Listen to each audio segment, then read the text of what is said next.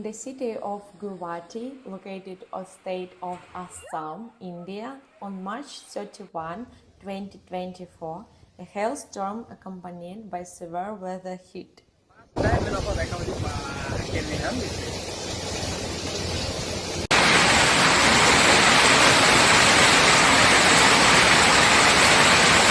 The consequences of this inclement weather were evident at the local Guwahati airport, where the hailstorm and heavy rains affected terminal operations.